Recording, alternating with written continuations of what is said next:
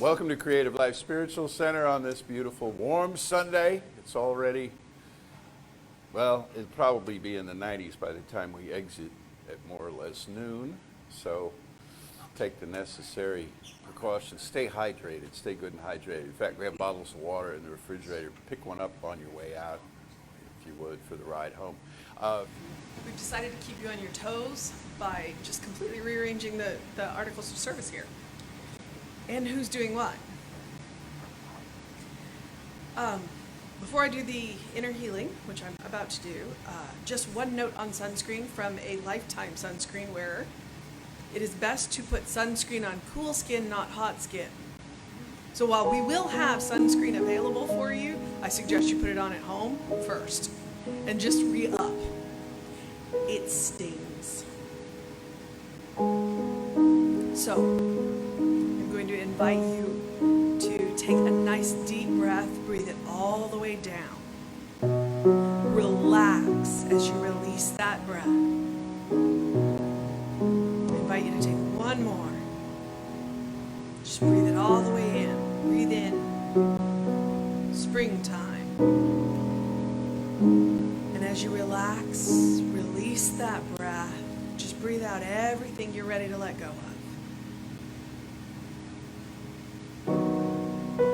Universal love enfolds me. Universal wisdom inspires me. Universal spirit enlightens me. Universal power encircles me. I am one and all is well. As we begin the inner healing process, let me invite you to relax in quiet confidence, opening yourself to the miracle-working higher power. Now symbolize the unity of your thinking and feeling nature by touching your chest with your right hand, and let my words act as your own for your own inner acceptance and receptivity. I acknowledge that there is a power, intelligence, and wisdom greater than my own. I am in the midst of it, and it is in the midst of me, sensitive and responsive to my every thought, word, action, and feeling. I now make this true for myself by saying aloud, I acknowledge. Acknowledging the higher power working through my life, I admit that I am personally responsible for solving my own problems while being guided and assisted by something greater than myself. As I am ready to surrender the conflicts of my ego to the wisdom of the infinite presence, I simply repeat these words, I surrender. Knowing that forgiveness is the key to unconditional love and the feeling of heaven, I now unconditionally forgive everyone and anyone who has ever injured me in any way, real or imagined, and I now forgive myself for all my mistaken judgments and their resulting actions. From my deepest level of understanding, now I say, I forgive. Realizing that I continually experience the effects of my own thinking, I now choose to follow the higher power to recreate me deeply, filling my mind with thoughts that are only constructive, positive, loving, and beautiful. I call upon this divine inflow by stating aloud, I choose. I now enter upon that one special idea that I am willing to accept as real for me in this coming week, visualizing the idea as already acted upon and brought to pass. In seeing my idea become a fact of my experience, I enjoy the happiness and peace of my thought fulfilled, and gratefully speak these words, I accept. Knowing that I have an everlasting place in the midst of the power that sustains all creation, as well as the support of all those around me, I allow myself to relax in the peace of fulfillment and gratitude and say, I release. Now, in my mind's eye, I envision the presence of someone near and dear to me, a family member, friend, mentor, someone who has touched my life in deep and loving ways, someone who is not physically present in the room this morning. And I turn to that image in mind and say, I am grateful for the good in your life. I now open my eyes to the world around me and turn joyfully to the person next to me and share my gratitude and confidence by saying, I am grateful for the good in your life.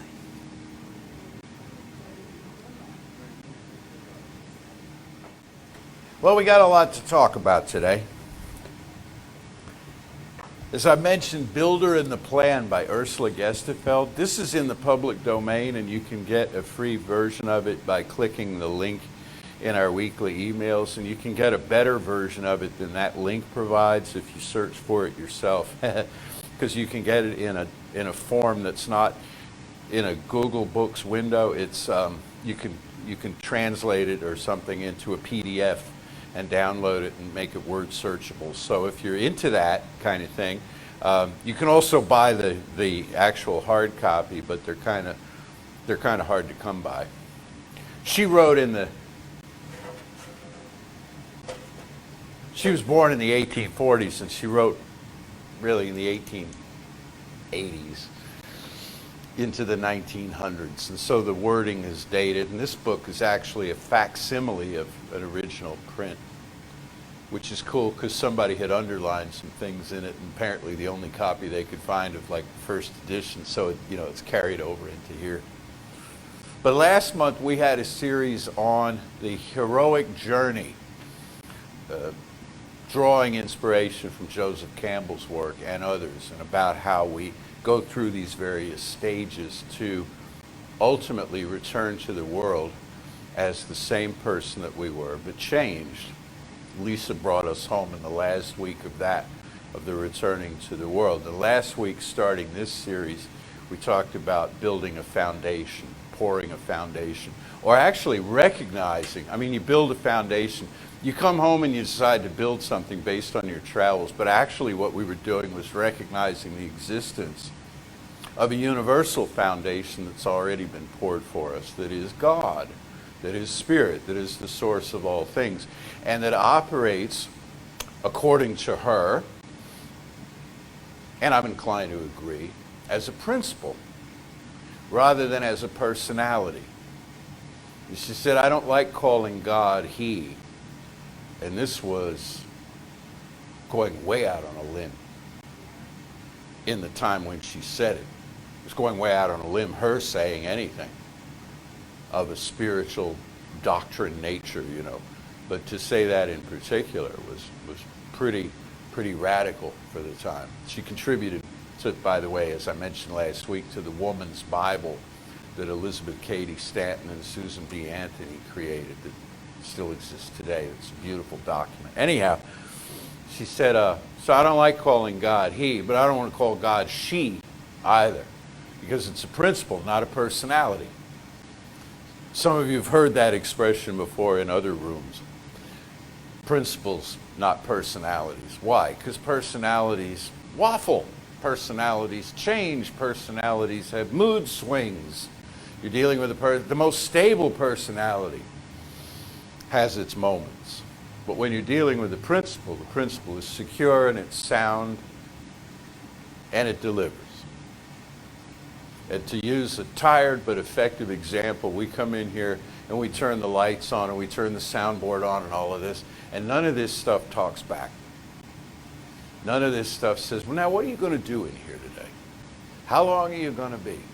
What do you really need light for? Do you need that much light? Do you need, none of that. We do that amongst ourselves before everyone else gets here, and we decide to set this and fix that. But the principle just delivers. It's springtime moving to summer, and it is in this hemisphere what it is, meteorologically. Some years it swings into hotter sooner. Some years it stays cooler longer. And right there we come to really the crux of the talk today. which is now what we're putting on the foundation, what we're erecting on the foundation of spirit, which is change, which is choice, which is variation. There's a principle that I invite you to imagine as a horizontal line.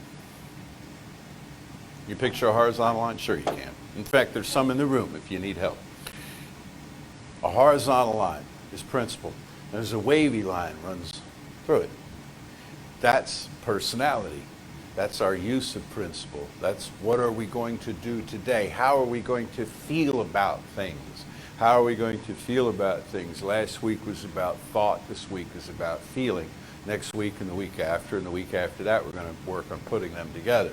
But remember last week I said there are two ways really that you can regard a thought. You can say to yourself, it's only a thought. If it scares you, if it's intimidating, it's only a thought. Like you'd say, it's only a movie, you know? It's only a thought, and you dismiss the thing without prejudice. And if it's a thought of something that really appeals to you, that you want to create in your life, you can say to yourself, now that's a thought. That right there, that's a thought. That's an exciting thought to have, okay? That's the nature of working with thought. It's oversimplified, but we only have so many minutes to. This is why we have classes and book studies and stuff, just to go more into the nuances of it. Today about feeling, while you bat away the occasional unwanted thought, with feelings, you want to listen to them.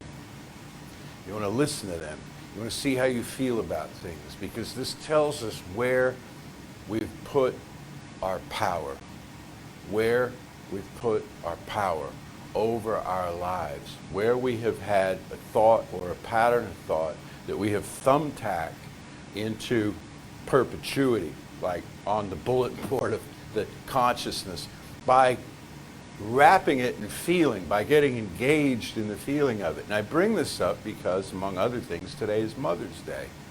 And there's a graphic in our weekly emails and elsewhere. It says simply Happy Mother's Day. I made that graphic for you. I had a lot of fun. I love playing around with graphics and stuff, and I took it and I found a photo of azaleas, and I made that the fill, you know, instead of just color gradients. And it's really pretty. It says Happy Mother's Day, and it's kind of red and green, a little yellow and white in there.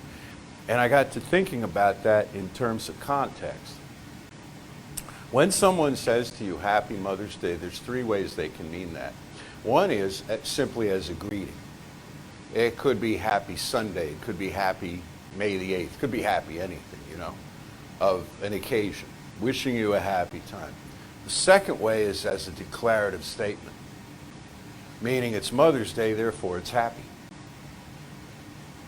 And the third way is as an encouragement, an exhortation, that because it's Mother's Day and it's happy, you should be happy.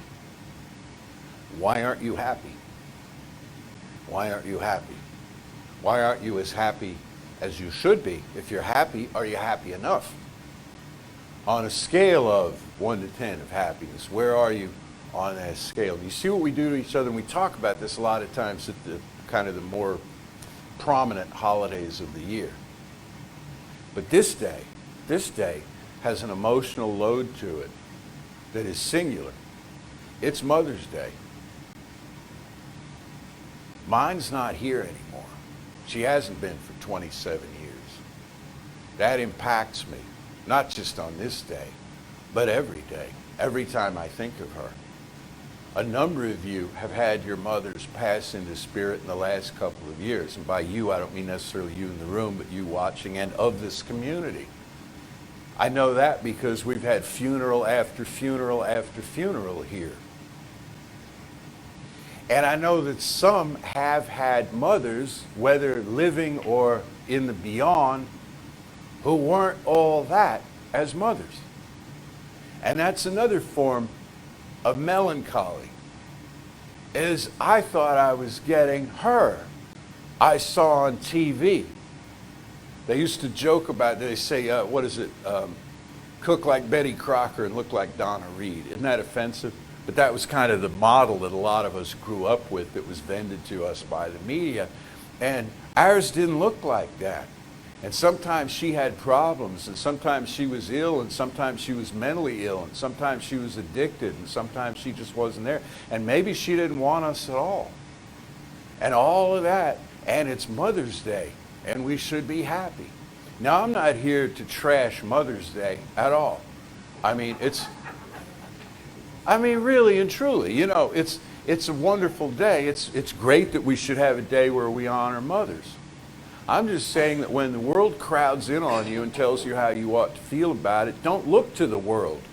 Don't look to the world for that answer. Look within your heart and say, where am I with this today?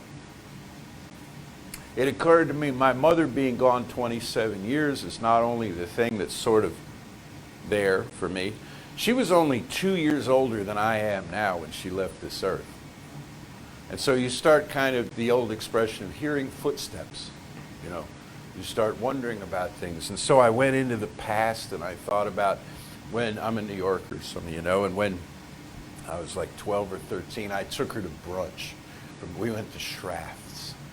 We went to Schrafft's on 58th Street. She wore a pillbox leopard skin hat, because she often did. And in those days, women wore hats. And I looked up a Schrafft's menu from more or less around that time, which I found a photograph of on the internet, which has like all wisdom of everything. And a bowl of soup was 30 cents and a club sandwich was $1.25. And so I got to thinking about, wow, I'm old. And she's been gone a while, but she's not gone. She's not gone. It's a weird kind of thing. And you know what I'm talking about if yours isn't physically incarnate anymore. She's not gone because every time I think of her, she's there. I can hear her voice. Okay? When I leave this earth 50 years from now, I will hear her voice and I will rush into her arms. We had a wonderful relationship, but it was a strange relationship. She was a complicated person. She wasn't the doting, pie-baking kind of mother that, you know, many of us have been taught to expect. I got that actually out of my grandmother. Why I'm telling you all of this is that every one of us has a complicated relationship with her.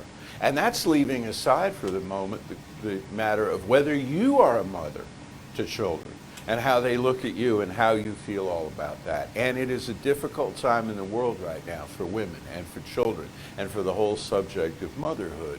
We're redefining things and we're looking at rights and we're trying to figure all of this out and where we're going as a culture, as a people, as a country. Which is why I brought out of mothballs Ursula Gestefeld, who says, go back to principle. How do we articulate that principle? One way you'll hear in a moment, you may be familiar with, is that there is one life, and that life is source, and that life is all the life there is. And we go through choices and we go through changes, and that life just smiles benignly on all of it. It says, I am. That's all it tells us is I am. We go to that through organized religion and we say, so what's the right thing to do in this situation? And you know what we hear back if we listen? Not to the voices necessarily of clergy and authorities and the gray beards, you know, but we listen to the voice of the heart. We listen to the voice of intuition within. You know what we hear back when we ask what I should do about a certain thing? We hear, I am. And one elaboration on I am, which is, you are my beloved child, in whom I am well represented, in whom I am well informed. That's principle. And the rest of it we get to make up as we go along. We get to figure out how to do these things in the world. So I don't want to encourage you today to be happy. I don't want to step on you if you are, but I want to say, let's get real. Let's look within ourselves and see how we feel about where we are in life right now. And it's perfectly valid as metaphysicians to shed a poignant tear for what could have been. She could still be here, or she could have been different than she was, or I could have been different than I was, and I'm still here, and on and on. all of the nuances of life. It's perfectly valid to sit with that and feel that because it'll tell us. You know, it's like we go through this all the time in different ways where we'll realize that, oh, well, I'll give you one example. People will say that the second most feared thing in life is public speaking. Have you heard that? Number one is, of course, death. You know, but before spiders, snakes, alligators, what have you, falling off high places. Number two, with a bullet, on most lists is public speaking. Why? Because at some point, the person who feels that way, they're not getting it. It's not in the water. It's in the psyche. It's in their own personal background. Somewhere along the way, that person got shamed. They got laughed at. They got stood up in front of the class and asked to deliver on the assignment, and they weren't prepared, or they were prepared, or they had a funny sounding voice, or who knows what it was. And they got laughed at, and they were ashamed and red-faced, and they sat down. And they said to themselves, I am never putting myself in that position again. I am never putting myself in that position again. Now, every person who said that they're never putting themselves in that position again, has something to say. And they have something to say to a room full of people, not just the mirror. But there's this block there. There's this block. And maybe you've experienced a block like that. It also occurs with art, with music. Do you know how much courage it takes for a man to stand up, for anyone to stand up here on the stage and sing a song with accompaniment?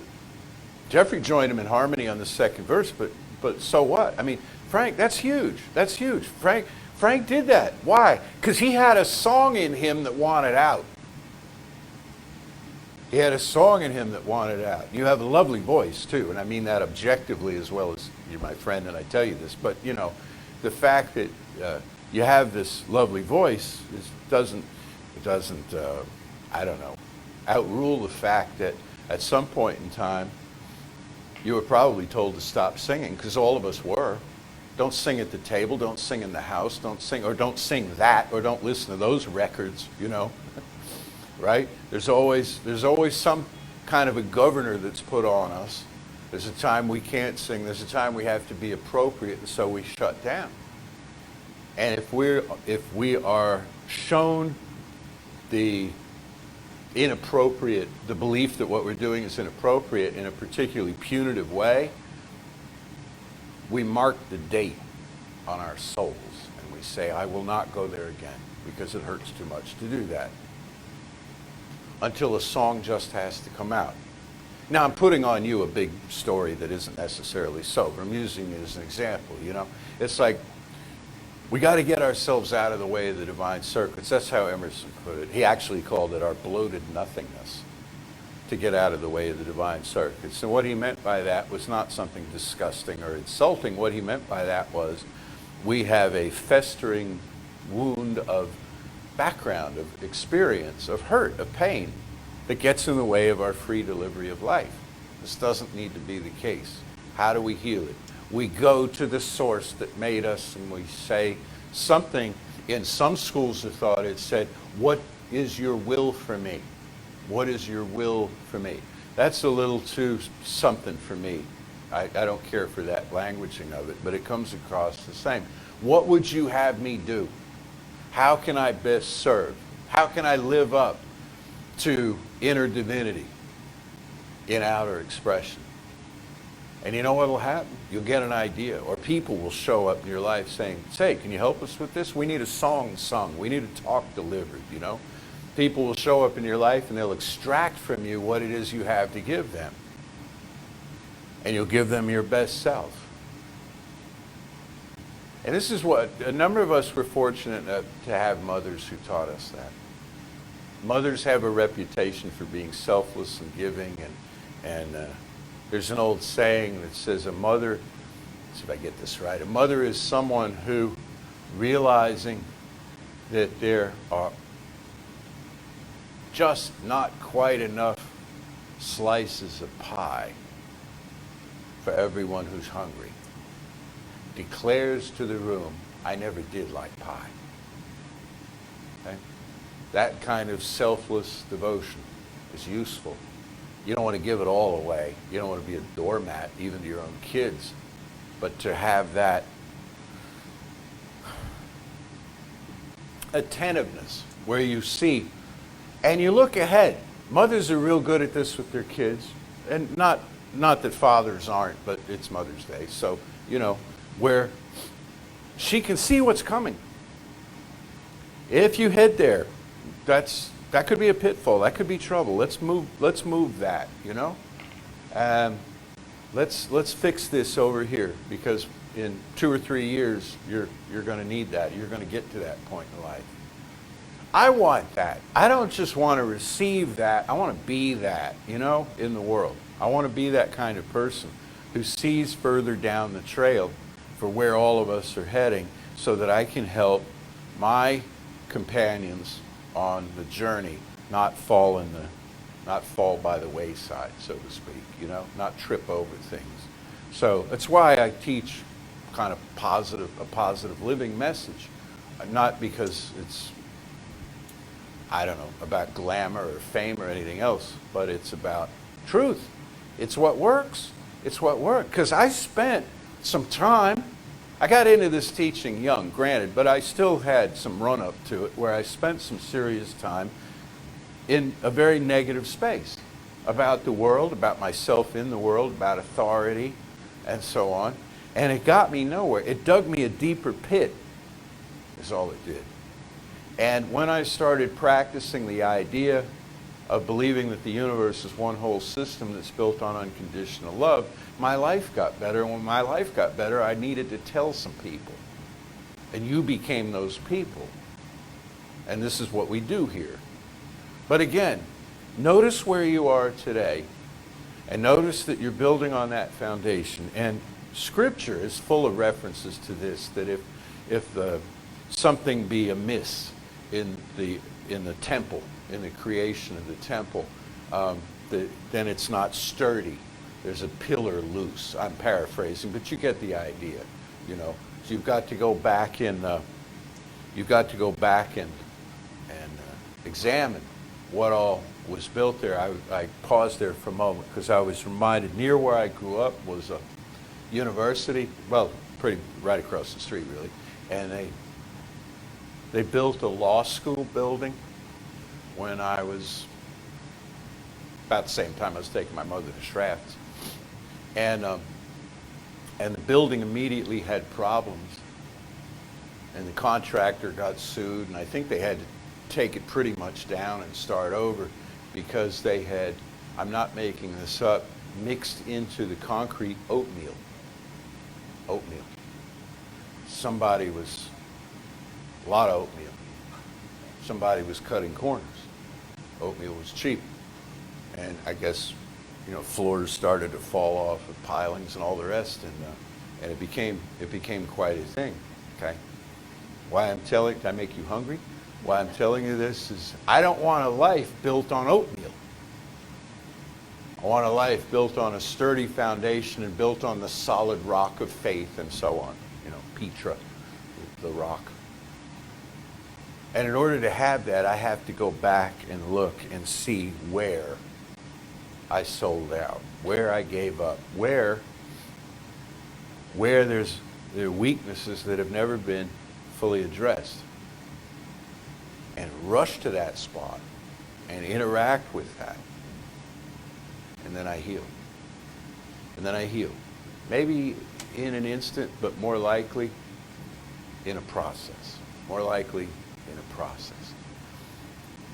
Now, if you're concerned about the state of the world, and you came here this morning and you said to yourself, I'm in a pretty good space, but I don't like where the world is, realize that the world is an outpicturing of the consciousness of each of us, and we can change this world. We've been doing that since we got here. We humans have been taking care of this world and working on improving it by fits and starts. You might say, well, right now it feels like we're in fits. Well, then it's time for starts. Then it's time for a new way of being. It's time for a new way of relating to one another. Let me close with a little bit of Ursula so you can get a flavor for her if you're not familiar. As the soul becomes according to its ideal, and experiences what pertains to its ideal, its feeling is the manifestation of its self-idea, for thought is creative. As the natural self-idea is, this that I see is I myself, the feeling has location, or is in what is seen as the body. And in the nature body is an embodiment that gives to pain and discord a habitation. In other words, as I say to myself, from undifferentiated self, as I say to myself, I am of this principle. I make a personal I am declaration. I create myself in space and time. I come into form as this being, which is a vehicle for pain, suffering, growth, evolution, joy, misery, everything across the spectrum. Both of those wavy lines at each of their peaks and valleys.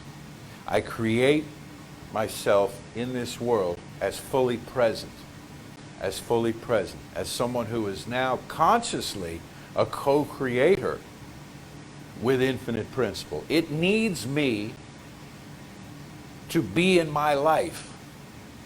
It needs me to be my life, to do my life, you see? Else it's not fully expressed. In other words, if Spirit only had an idea of you, but never got around to creating you and giving you form in space and time, the process would not be complete. It would be, something would be left hanging. It needs us, just as it created an earth and peopled it with all of us. So as I particularize Spirit in my life, I come into this form where anything becomes possible.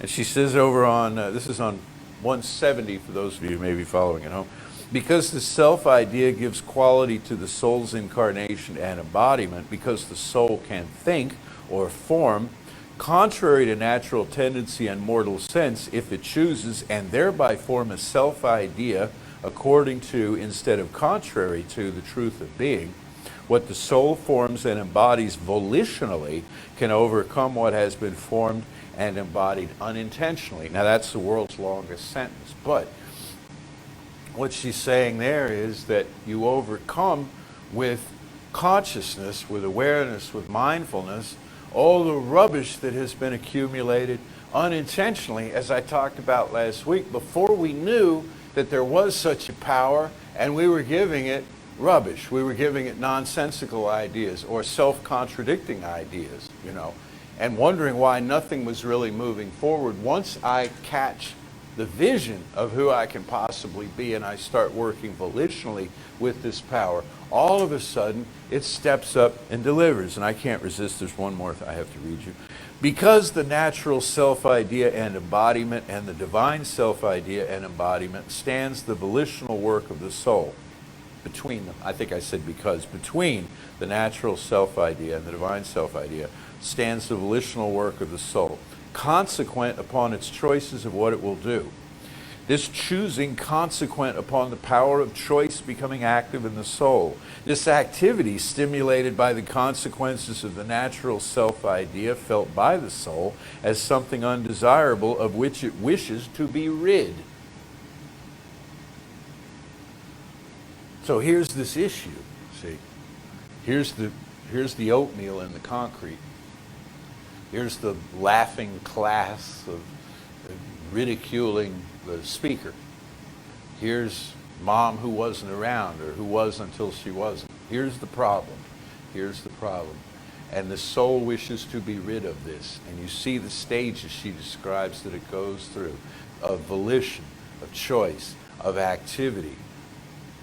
We get these things reversed sometimes. We think, I must take action. I have no idea what vision I have for what I would put in the place of what is currently so, but I must take action. And to use the old expression, we jump on our horse and ride off in all directions. Or as Alice in Wonderland asked, I think, the Cheshire Cat, having gone down the rabbit hole, she asked the Cheshire Cat, she said, which way should I go? And you know what the Cheshire Cat said? Yeah, this is like straight out of Science of Mind. Cheshire Cat said, well, my dear, that depends on where you wish to arrive. Which way should I go? You create and I create the image of the world we wish to inhabit. This power of choice, the mightiest power, in its consequences for the existent soul, consequences impossible for the creatures governed simply by instinct, puts divinity within reach of humanity when what personality is not has been learned. So, finally this, there is no personality standing between us and where we wish to go. No devil, no demons, no nonsense, no mythological stuff like that. And no body, and no people, no fools, you know, who stand between us and where we wish to arrive, singly or as a group. All there is a vision or lack thereof of how we wish to be. So, if you're a mother, thank you. If you have a mother, or have had, as all of us have, thank her. If she's still on the earth, I'm going to sound like a relative here for a moment. Call your mother. Call your mother. Take her to brunch if you can, you know. But reach out to her. If she wasn't the greatest mother that ever was, are you comparing her to reality, or are you comparing her to Hollywood? And in any case, don't compare. People are complicated, you know. We all the time want to be the best at this and it's the 10 greatest. No, leave all that aside, you know. She was who she was and she is who she is. Do that and watch yourself heal. And watch yourself heal as we grow, okay? So, that's enough for today. More next week on mistakes. Next week will be about another way of looking at mistakes that I think you'll find interesting. I found it very refreshing what she had to say. I hadn't thought of it from that angle. So let's know together now there is one life, one power, one presence, pure spirit. And I rattle off these words, but they're all indicative of a deep presence that exists within each of us and around this world and all worlds. And I affirm and know for each one here a sense of being mothered by the universe, irrespective of gender assignments, irrespective of age, and generational aspects. Just let yourself be loved by the Mother Goddess, as well as by the Father God, who are one. Just different representations, different qualities of energy of each other.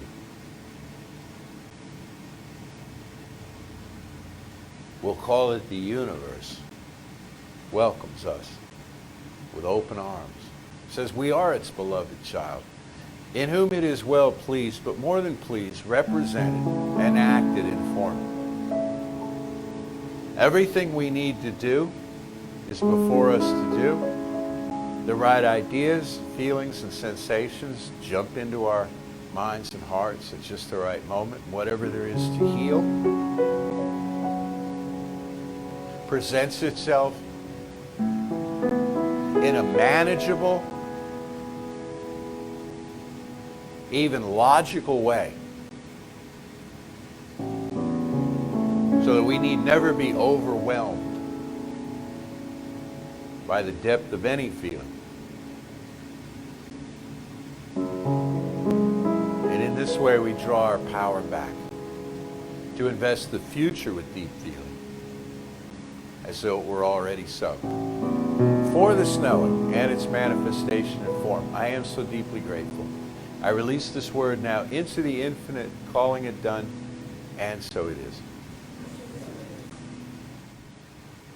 It's my job to be the bad guy this morning, which means I'm up here to talk about giving time. And you can give in several different ways. You can give through the link, which is on our website. It's also in the email that comes out every week. You can give in person here in the room. You can give through your IRA, your bank, any way you want. You can donate by check. You can also donate through your credit card in our bookstore. But you know, giving, there's two sides of the coin of giving. And one thing is, yes, we ask you to give your support because we need it to run this center. It costs money to run this center. But also we give back to you in other ways. You know, we offer you practitioners who can help you with prayers. We offer free practitioner sessions both online and in person every Sunday. We also offer classes, we offer book studies. Just go and look. There is a lot of things that we offer back in return because giving takes both sides. It takes coming in and it takes going out.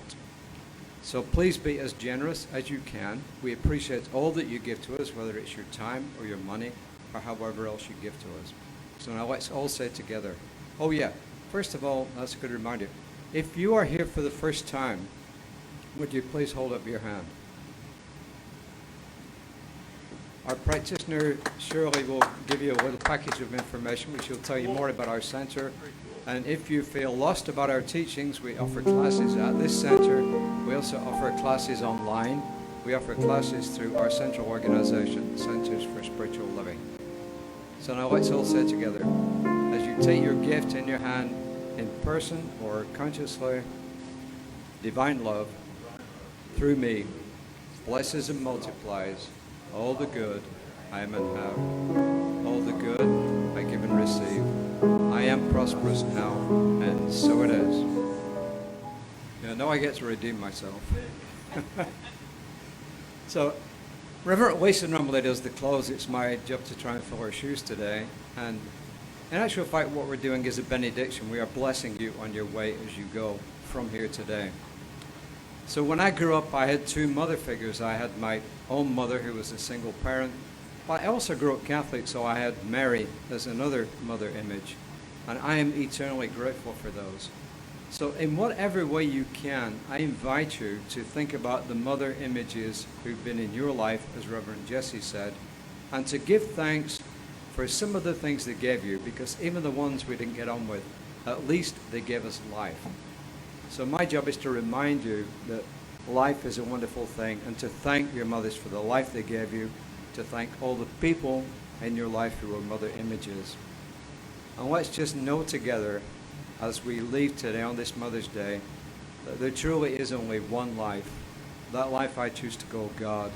That life is all the life there is.